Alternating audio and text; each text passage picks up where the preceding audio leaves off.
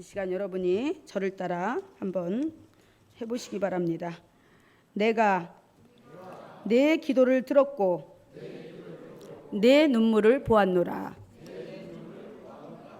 여러분이 기도할 때 하나님의 이런 음성을 들을 수 있어야 돼요. 할렐루야.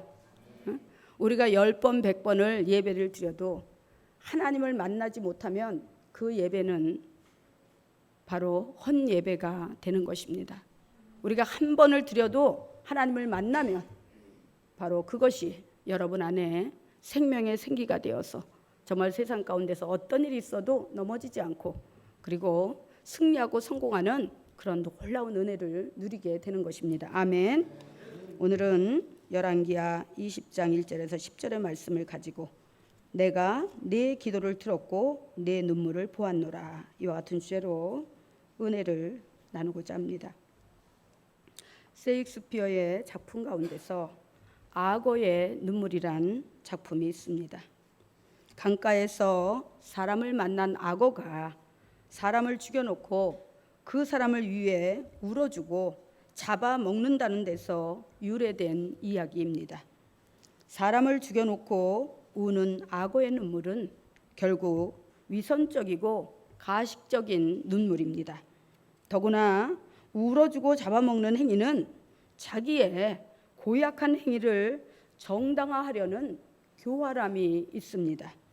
사람들 중에도 악어와 같이 위선적이고 가식적인 행위를 숨기고 눈물을 흘릴 때 사람들은 그런 얘기를 합니다. 아, 저 사람의 눈물은 악어의 눈물이야. 바로 이러한 눈물은 아무런 가치가 없는 불필요한 눈물이겠지요. 그러나 사람이 살아가면서 반드시 울어야 할 때가 있습니다.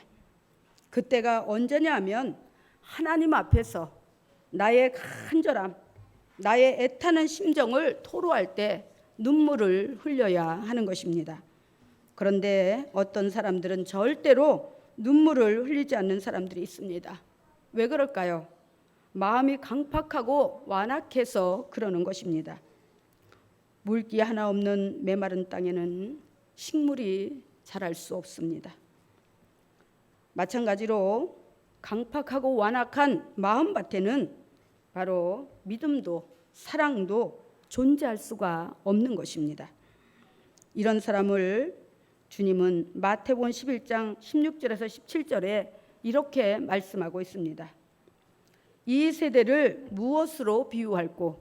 비유컨대 아이들이 장터에 앉아 제 동물을 불러 가로되 우리가 너희를 향하여 피리를 불어도 너희가 춤추지 않고 우리가 애곡하여도 너희가 가슴을 치지 아니하였도다 함과 같도다, 이렇게 말씀을 합니다. 할렐루야. 사람은 웃을 일이 있을 때 함께 웃고 그리고 울어야 할 때는 함께 울 수 있어야 합니다. 이것이 바로 감성을 가진 사람입니다. 할렐루야. 그래서 바로 우리가 언제 눈물을 흘려야 되는가? 위기 가운데 눈물로 바로 하나님 앞에 간절히 탄원하며 기도해야 하는 것입니다.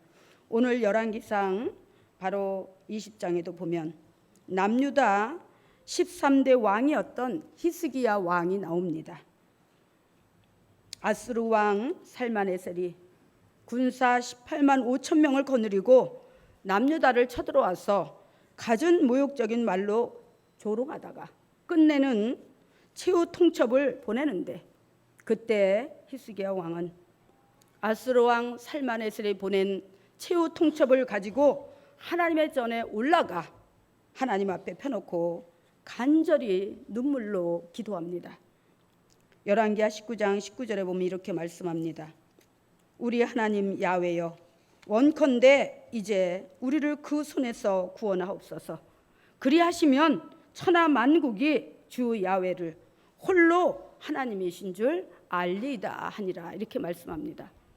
성경에는 이렇게 간결하게 기록되어 있지만 정말 그 히스기야 왕이 이렇게 간결하게 메마른 눈으로 하나님 앞에 간단히 기도했을까요? 그렇지 않았다는 것입니다. 한 나라의 군주로서 만 백성을 거느린 어버이로서 정말 자기 백성을 지키지 못하는 그런 위기 가운데서 얼마나 자책하고 참담하며 불안하고 두려웠겠습니까? 그러니까 바로 이 히스기야 왕은 도울림이 없는 방백도 의지하지 않고 도울림이 없는 인생도 의지하지 않고 오직 하나님의 전에 올라가서 하나님 앞에 살만에셀이 보낸 그 최후 통첩을 펴놓고 하나님 앞에 통곡하며 기도하는 것입니다. 하나님, 내 백성을 살려주시옵소서.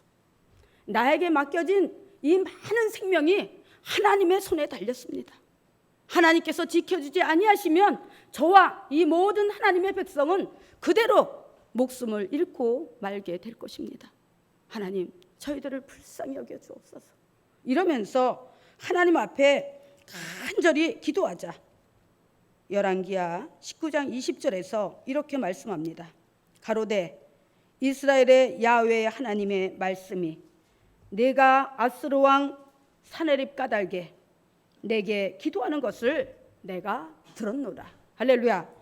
그리고 그 다음 날 하나님께서는 아수르 군사 18만 5천 명을 정말 한 명도 남기지 않고 그대로 다 시체로 만들어 버렸던 것입니다. 그뿐만이 아닙니다. 열왕기하 20장에 보면 바로 히스기야 왕이 병이 들어서 죽게 되었을 때 그때도 그는 역시 그때만 해도 왕을 전적으로 그렇게 치료하고 정말 간호하는 주치의가 없었을까요? 바로 있었을 것입니다. 그런데 이 히스기야 왕은 사람을 의지하지 않았어요. 오직 인간의 생사복을 주관하시는 주권자 하나님을 바라보며 또 그 하나님 앞에 나아가서 몸을 벽에다 대고, 몸을 벽에다 댔다는 것은요, 하나님 전에 가서 벽에다가 몸을 밀착시키고 죽기 아니면 살기로다가 하나님 앞에 간절히 몸부림치며 기도하는 것을 말하는 것입니다. 사람을 의지하지 않고 오직 하나님과 나, 바로 그 두 사람만을 의식하면서 하나님 앞에 철저하게 복대하는 것을 말하는 것입니다. 그렇게 하나님 앞에 울며 불며 기도합니다. 하나님, 제가 이제 병들어서 죽게 되었습니다. 하나님, 제가 진실과 전심으로 주 앞에 행하며 정말 주 앞에 선하게 행했던 그 일들을 하나님 기억하여 주옵소서. 설사 제게 지금 죄가 있을지라도 그래도 지금까지 살아오면서 하나님 앞에 선하게 행했던 일들을 하나님 기억하여 주시고 저를 불쌍히 여겨 주옵소서 하면서 하나님 앞에 간절히 기도했어요. 여러분 한번 생각해 보세요. 명색이 한나라 왕인데 그런 왕이 병들었다고 해서 하나님 전에 올라가서 통곡을 하며 울며 기도할 때에 신하들이 어떤 사람들은 그렇게 말했을 거예요. 한나라 왕이 돼가지고 병들고 죽는 것이 뭐가 그렇게 두려워서 어린애처럼 저렇게 하나님 앞에 가서 울고불고 난리야? 이럴 수도 있어요. 또 한편에서는 역시 우리 왕은 하나님을 경외하고 두려워하는 신실한 왕이구나. 나도 어려움이 있고 위기가 있을 때 저렇게 왕처럼 겸손히 하나님 앞에 나가서 하나님 앞에 울면서 나도 간절히 기도할 거야. 이렇게 생각하는 부류도 있었을 것입니다. 그런데 어찌하든지 간에 정말 뽕나무에 올라간 그 누구예요? 삭개오가 자기의 어떤 신분과 자존심을 다 내려놓고 그렇게 주님을 만나기 위해서 온 마음으로다가 주님의 시선을 쫓아 행했던 것처럼 바로 히스기야 왕은 어린애처럼 주저앉아서 벽을 대고 벽을 두 손으로 붙잡고 몸부림을 치고 통곡을 하면서 하나님 살려달라고, 그래도 제가 선하게 행했던 일들이 있지 않겠냐고 그 일을 기억하시면서 저를 불쌍히 여겨달라고 간절히 통곡할 때에 하나님은 이번에도 이사야 선지자를 통해서 이렇게 말씀하십니다. 열왕기하 20장 5절에서 6절에 보니까 너는 돌아가서 내 백성의 주권자 히스기야에게 이르기를 왕의 조상 다윗의 하나님 야훼의 말씀이 내가 내 기도를 들었고 내 눈물을 보았노라. 내가 너를 낫게 하리니 네가 3일 만에 야훼 전에 올라가겠고 내가 네 날을 15년을 더할 것이며 내가 너와 이 성을 아수르 왕의 손에서 구원하고 내가 나를 위하고 내 종 다윗을 위함으로 이 성을 보호하리라 하셨다라. 할렐루야. 이와 같이 하나님께서는 간절히 간구하며 눈물로 호소하는 히스기야 왕의 기도를 들으시고 바로 아수르 군사 18만 5천 명을 시체로 만드셨을 뿐만 아니라 히스기야 왕의 병도 고쳐주셔서 그 생명을 15년이나 연장시켜 주셨습니다. 하나님께서는 분명히 말씀하고 있습니다. 내가 내 기도를 들었고 내 눈물을 보았노라. 사랑하는 성도 여러분, 여러분도 주님 앞에서 신앙의 삶을 살아가면서 삶에 어떤 위기가 닥칠 때 이렇게 하나님 전에 나와 통곡하며 울어본 적 있으십니까? 오직 하나님만 바라보며 의지하며 마음을 찢고 울어본 적 있으십니까? 먼저도 제가 말씀을 드렸지만 몸을 찢으면 피가 납니다. 그런데 마음을 찢으면 눈물이 납니다. 하나님이 원하는 것은 피가 아니라 여러분의 간절한 마음을 찢은 그 눈물입니다. 할렐루야.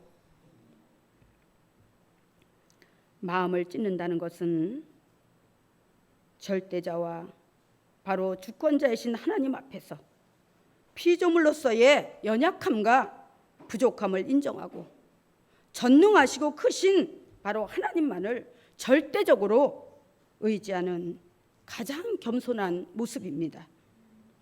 그런 모습을 하나님 아버지께서는 절대 외면하지 않으십니다. 그리고 여러분이 정말 크든 작든 위기가 몰려오고 환난이 오고 또 어떤 질병으로 인해서 생명의 위협을 느낄 때 여러분이 병원에 가기 전에 약국으로 달려가기 전에 먼저 하나님 앞에 무릎 꿇어 보시기 바랍니다. 왜냐하면 하나님은 우리의 모든 생사복을 주관하시는 생명의 주권자이시기 때문입니다. 주님은 그렇게 말씀하십니다.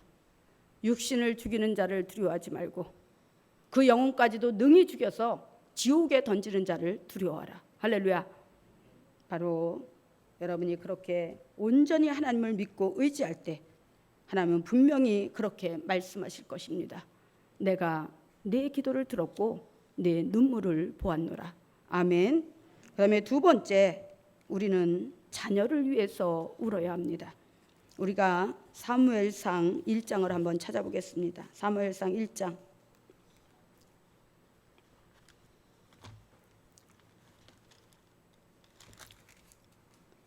사무엘상 1장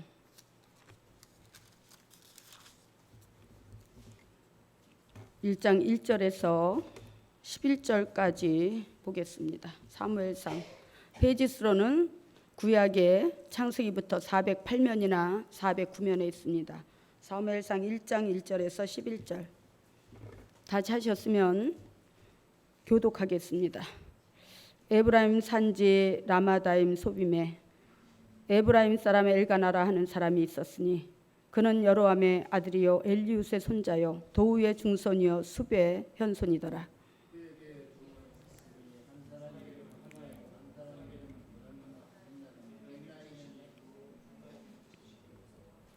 이 사람이 매년 자기 성읍에서 나와서 실로에 올라가서 만군의 여호와께 예배하며 제사를 드렸는데 엘리의 두 아들 흠니와 비누아수가 야훼 제사장으로 거기에 있었더라.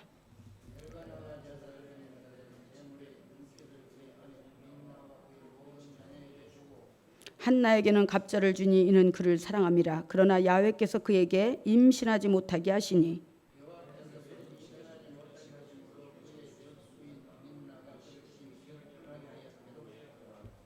매년 한나가 야훼 집에 올라갈 때마다 남편이 그같이 하매 분인나가 그를 격분시키므로 그가 울고 먹지 아니하여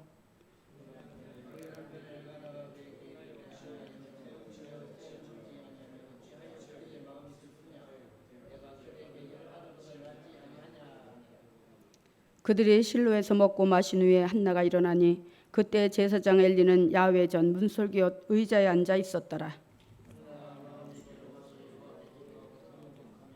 아멘. 사무엘은 이스라엘의 마지막 선지자이자 제사장입니다. 그 어머니 한나의 눈물의 기도를 통해 이 세상에 태어난 사람입니다. 참으로 수모와 극심한 좌절 가운데서도 믿음을 놓지 않고 오직 하나님께만 바로 매달린 한나를 통해서 태어난 아들인데, 한나는 눈물로 기도하면서 하나님 앞에 그렇게 서원했습니다. 저에게 아들을 주시면 제가 그 아들을 하나님께 드리겠나이다. 그런데 정말 아들을 낳지 못하는 그 서러움, 또 그 엘가나에게는 바로 두 번째 부인이 있었습니다. 아마 한나가 애를 낳지 못하니까 그 대를 잇기 위한 그런 하나의 생각으로다가 그렇게 두 번째 부인을 얻은 것 같습니다. 그런데 두 번째 부인이 자식을 며칠 낳으니까 자기 본분을 잊고 한나를 격동시켜서 업신여기고 속을 상하게 만들었습니다. 그러자 한나는 바로 너무나 슬프고 정말 비참한 자신의 처지를 사람들에게 토로하는 것이 아니라 하나님의 성전이 있는 실로로 올라가서 그곳에서 하루 종일 하나님 앞에 기도를 했습니다. 하루 종일 얼마나 몸부림을 치며 울었는지 나중에는 기운도 다 빠지고 머리는 산발이 돼서 헝클어지고, 그러니까 바로 그 모습을 본 엘리 제사장이 그러는 거예요. 응? 내가 언제까지 취하여 있겠느냐? 포도주를 끊으라. 바로 한나의 그런 모습은 술 취한 여자와 똑같았던 것입니다. 그러자 한나가 엘리 제사장에게 이렇게 대답합니다. 사무엘상 1장 15절에서 17절에 보니까 한나가 대답하여 가로되 주여 그렇지 아니하니이다. 나는 마음이 슬픈 여자라. 포도주나 독주를 마신 것이 아니라 야훼 앞에 나의 심정을 통한 것뿐이니이다. 이렇게 대답을 합니다. 그러자 엘리가 그 한나의 말을 듣고 그렇게 축복을 합니다. 가로되 평안하거라. 이스라엘의 하나님이 너의 기도하여 구한 것을 허락하시기를 원하노라. 이렇게 하나님께 간구하며 눈물로 호소하자 하나님께서 응답하셔서 사무엘과 같은 훌륭한 아들을 주셔서 바로 서원대로 하나님께 바치고 모전자전 기도로 태어난 사무엘이 정말 이스라엘 백성에게 한 유명한 말이 있습니다. 사무엘상 12장 23절에 보면 그렇게 말씀합니다. 나는 너희를 위하여 기도하기를 쉬는 죄를 야훼 하나님 앞에 결단코 범치 아니하고 선하고 의로운 도로 너희를 가르칠 것이다. 할렐루야. 사랑하는 성도 여러분, 여러분은 여러분의 자녀가 하나님 앞에 온전히 세워지고 세상에 나가 크리스찬으로서의 신실한 모습으로 모범적인 삶을 살아가기를 소원하며 얼마나 하나님 앞에 그 자녀를 위해서 눈물로 기도해 보셨습니까? 누가복음 23장 28절에서 32절에 보면은 예수님께서 온 인류를 구원하시기 위해서 십자가를 지시고 골고다 언덕 위를 오르실 때 예루살렘의 수많은 여인들이 울면서 주님의 뒤를 따라갑니다. 그때 주님은 그들에게 이렇게 말씀하십니다. 예루살렘의 딸들아, 나를 위하여 울지 말고 너희 자녀들을 위하여 울라. 할렐루야. 왜 그런 거예요? 예수님은 십자가를 지심으로 우리의 죄를 대속하고 우리가 더 이상 사단 마귀의 노예로서의 구속된 삶을 살지 아니하고 이제 예수 그리스도 안에서 하나님의 백성답게 당당하고 능력 있고 지혜롭고 신실하고 모범적으로 세상에서 살아가라고 그렇게 그 희생의 십자가를 지시기 위해서 올라가는데, 그렇다면 주님을 위해서 울 것이 아니라 너희 자녀들이 세상에서 얼마나 하나님의 자녀답게 살아가야 되는지를 근심하고 걱정하며 그들의 영혼을 위해서, 그들의 인생을 위해서 울라고 말씀하고 있는 것입니다. 할렐루야. 한나의 말처럼 하나님께 진정으로 마음을 통하는 것이 바로 눈물의 기도입니다. 하나님은 눈물에 약하십니다. 눈물로 간구하는 자의 기도를 결코 외면하지 않으십니다. 우리 자녀들이 교회에 와서 찬양을 하고 예배를 드렸다고 해서 그들이 100% 세상에 나가서도 하나님 자녀답게 사는 것은 아닙니다. 세상 문화와 적당히 타협하면서 하나님의 영광을 가리우고 사는 우리 자녀들이 너무나 많이 있습니다. 그럼에도 그들은 그것을 잘못이라고 생각하지 않는다는 것입니다. 세상이 그런데, 세상 문화가 그런데, 세상에 살면서 요즘 다 세상의 그 시대적인 시스템이 다 똑같은데 왜 우리만 굳이 그냥 그렇게 특별하게 살아야 되나? 우리도 같은 사람인데, 이렇게 생각할 수 있어요. 그런데 의인과 죄인이 이 세상에 공존합니다. 그런데 어둠과 빛은 공존할 수 없습니다. 그건 뭐냐? 예수 그리스도의 십자가의 공로로 용서받은 그런 사람들이 바로 의인입니다. 그런 사람들이 이 땅에 살다가 천국에 들어가는 것이 맞는 것입니다. 그런데 죄인은 회개하지 않으면 영원히 그 죄로 인해서 지옥으로 가게 되는 것입니다. 하나님을 만나고 하나님을 섬기며 사는 자들은 믿음의 공동체 안에서나 세상에서나 여전히 의인이고 빛입니다. 그러면 그 빛과 어둠이 공존할 수 있을까요? 공존할 수 없는 것입니다.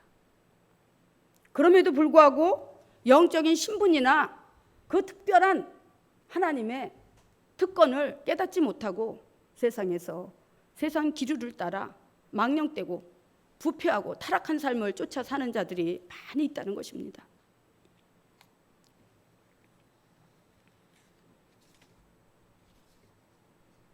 여러분, 그런 자녀들을 위해서 우리는 기도해야 하는 것입니다. 위대한 신학자였던 어거스틴은 30살이 되도록 세상에 방탕하며 온갖 죄를 저질렀습니다. 그의 어머니 모니카는 하루도 쉬지 않고 그 아들이 온전한 사람으로 돌아오기를, 하나님의 자녀답게 돌아오기를 날마다 눈물로 간구했습니다. 그러자 결국 어거스틴은 나이 30이 넘어서 야훼께로 돌아왔고 자신의 잘못된 그 삶을 정리하고 바로잡아서 위대한 바로 기독교의 역사에 빛나는 신학자가 되었습니다. 한나도 마찬가지입니다. 한나는 자식을 원했지만 세상적인 자식을 원한 것이 아니라 하나님을 잘 섬기고 하나님의 자녀답게 살 수 있는 그런 자녀를 위해서 하나님 앞에 눈물로 통곡하면서 자녀를 위해 기도했습니다. 그랬을 때 하나님께서는 그 태의 문을 열어주셔서 사무엘과 같은 훌륭한 이스라엘의 선지자, 마지막 제사장이 되는 위대한 인물을 낳게 하시고 받아주셨던 것입니다. 할렐루야. 바로 여러분도 여러분 자신을 위해서도 기도해야 되지만 자녀들을 위해서 간절히 기도해서 이 나라가 왕 같은 제사장의 나라로서의 영적인 그 맥이 끊어지지 않도록, 후계자가 끊어지지 않도록 눈물로 기도하는 여러분 되시기를 주님의 이름으로 축원합니다. 그 다음에 세 번째, 우리는 영혼 구원을 위해 눈물로 기도해야 합니다. 예레미야 선지자는 약 2500년 전의 사람입니다.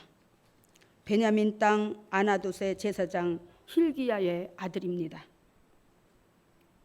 예레미야 1장 5절에 보면 하나님께서 이렇게 말씀하십니다. 내가 너를 복중에 짓기 전에 너를 알았고 내가 태에서 나오기 전에 너를 구별하였고 너를 열방의 선지자로 세웠노라. 한창 신앙의 격동기, 즉 솔로몬 이후 급격히 하나님을 떠나 우상을 섬기는 일로 인하여 하나님의 진노를 샀던 남유다는 주변 국가들로부터 수없이 침략을 당하는 위험에 처해 있었습니다. 그때의 선지자로 세워진 예레미야는 점점 타락과 죄악의 길로 치닫는 백성들을 눈물로 권면하며 하나님 앞에 중보하고 탄원하느라고 그 눈에서 눈물이 마를 날이 없었습니다. 그래서 그를 가리켜 우리는 눈물의 선지자라고 이야기합니다. 그는 요시야 왕 시대부터 예루살렘이 바벨론에게 함락되기까지 활동했던 그런 선지자였는데 끊임없이 배교하는 남유다 백성들을 향해 경고하시는 하나님의 말씀을 선포하며 그들의 영혼 구원을 위해 얼마나 많은 눈물을 흘리며 기도했는지 예레미야 9장 1절에서는 이렇게 고백하고 있습니다. 어찌하면 내 머리는 물이 되고 내 눈은 눈물의 근원이 되고 그렇게 되면 살육당한 딸 내 백성을 위하여 주야로 고백하리로다. 할렐루야. 하나님이 눈물의 기도를 들으시고 정말 그 마음이 감동되어져서 매정에게 끊어내지 못하고 끌어안는 하나님의 그 마음을 알기에 끝없이 배교하는 자기 민족과 그리고 왕을 위해서 눈물로 기도하며 그렇게 고백하고 있는 것입니다. 자기 머리가 물이 되었으면 좋겠다는 거예요. 그래야지만 이 두 눈에서 끊임없이 눈물이 나올 수 있다는 것입니다. 여러분, 이런 생각 잠시라도 해보셨습니까? 얼마나 그 백성을 사랑하고 영혼을 사랑하고 그들이 심판받지 않고 구원받기를 간절히 사모하고 소원하면 자기 머리가 물이 되었으면 좋겠다고 그렇게 말할 수 있습니까?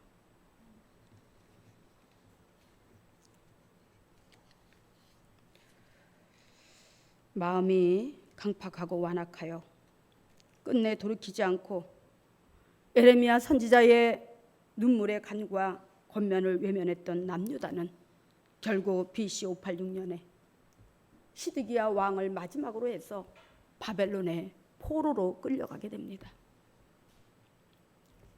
시드기야 왕은 눈물로 탄식하며 기도하는 예레미야를 궁궐 시위대 감옥에다가 가둬버렸습니다.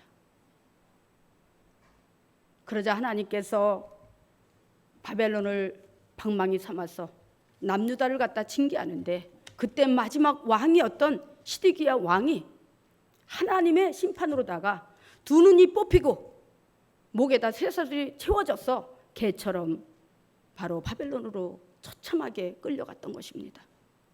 할렐루야.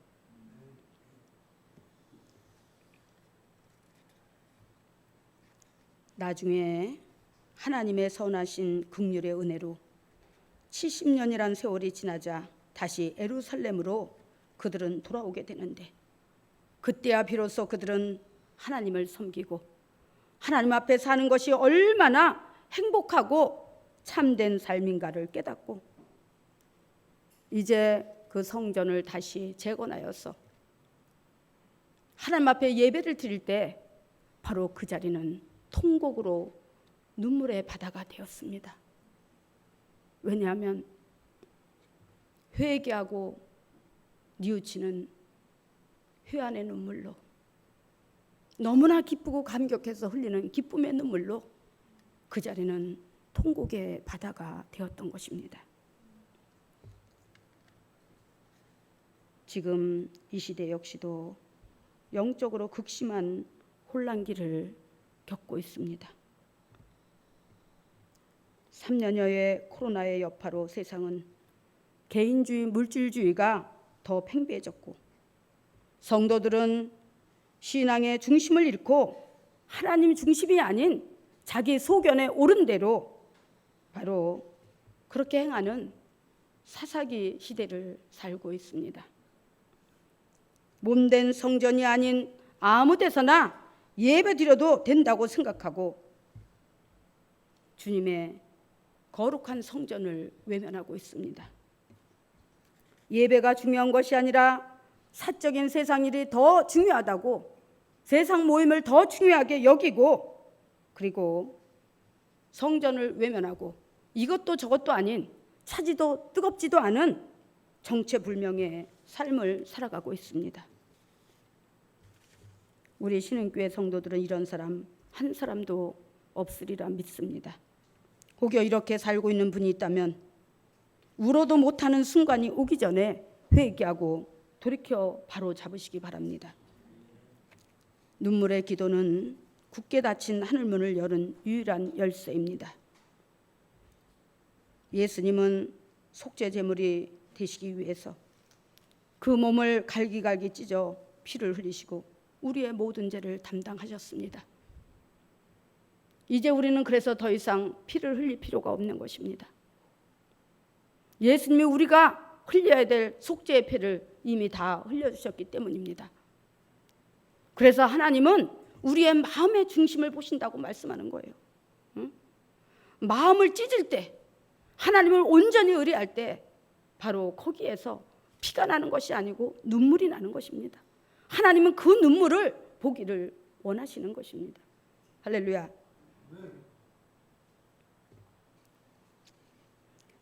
예수님의 그 피의 공로로 하나님의 전에 자유롭게 들고 날 수 있는 자격을 얻었으니 이제 우리는 우리의 육신의 남은 때를 믿음으로 승리하기 위해서 범사의 위기 가운데서 우리는 눈물 뿌려 기도해야 되고, 우리의 자녀들이 사망 권세 사단에게 볼모 잡혀 지옥으로 가지 않도록 참된 신앙의 삶을 살 수 있도록 강권적으로 권면하고 붙잡아주며 성령님의 도움을 요청하며 눈물로 기도해야 하는 것입니다.